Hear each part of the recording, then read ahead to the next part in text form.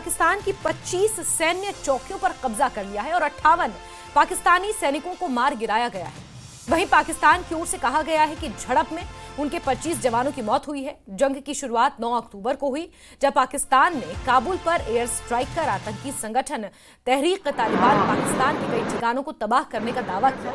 लेकिन इस कार्रवाई के 2 दिन बाद अफगानिस्तान ने पलटवार करते हुए खैबर पख्तूनख्वा प्रांत में पाकिस्तान की सैन्य चौकियों पर हमला बोल दिया।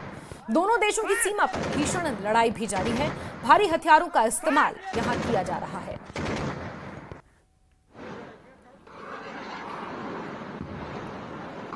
तो पाकिस्तान और अफगानिस्तान का ये टकराव खुली जंग में तब्दील हो चुका है। जो तस्वीरें आप देख रहे हैं, ये अफगानिस्तान की तरफ से पाकिस्तान पर किए हमले की तस्वीरें हैं। शुरुआत काबुल से हुई थी, जब पाकिस्तान ने तहरीक-ए-तालिबान पाकिस्तान के कुछ ठिकानों पर काबुल में देर रात को हमले किए थे 2 दिन पहले, और फिर उसके बाद पाकिस्तान के खैबर पख्तूनख्वा प्रांत में अफगानिस्तान की तरफ से जो हमले किए गए उसकी तस्वीरें आप देख रहे हैं। यहाँ जंग तेज हो गई है और ये जंग थमने का नाम नहीं ले रही है। तो पाकिस्तान में हाल बेहाल है। अफगानिस्तान की तरफ से भी पाकिस्तान पर लगातार हमले किए जा रहे हैं। वहां की आवाम परेशान है, असुरक्षित है।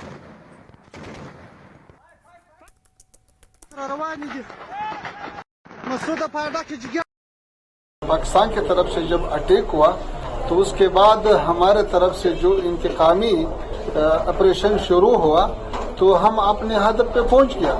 उससे बाद हुई ऑपरेशन के दौरान में हमारे जो दोस्त ममालिक है, जैसा सऊदी अरबिस्तान, कतर और इमारात मुत्तहिदा अरबी, उससे ये दरख्वास्त हुआ कि भाई जंग रुकना चाहिए। तो उसके बाद हमने जंग रोका। चलिए आगे बढ़ते हैं और जम्मू कश्मीर की ओर आपको लिए चलते हैं, जहां से इस वक्त की बड़ी खबर मिल रही है। विधानसभा उपचुनावों को लेकर नेशनल कॉन्फ्रेंस में बगावती सुर तेज हो गए हैं।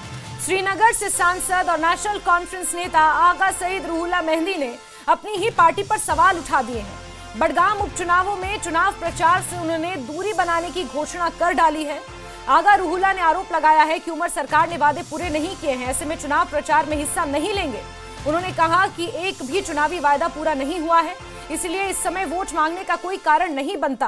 तो जहां गठबंधन के नेता उमर सरकार को कोस रहे हैं, तो वहीं दूसरी तरफ उमर सरकार के खुद के सांसद ही उन पर सवाल उठा रहे हैं, वादा खिलाफी का आरोप लगा रहे हैं। और ये आरोप किसी छोटे नेता ने नहीं, बल्कि श्रीनगर से सांसद आगा सईद रूहुल्लाह मेहंदी ने लगाए हैं, जो अपना एक अलग वर्चस्व रखते हैं। कई बार विधायक भी रह चुके हैं और अब बाकायदा सांसद भी हैं। और शुरू से ही नेशनल कॉन्फ्रेंस आलाकमान के साथ उनकी टकराव की खबरें सामने आती रही हैं, कभी रिजर्वेशन के मुद्दे पर तो कभी स्टेटहुड के मुद्दे पर। और ऐसे में अब उपचुनावों में भी टकराव की स्थिति देखने को मिल रही है। बगावती सुर नेशनल कॉन्फ्रेंस के अंदर से ही उठने लगे।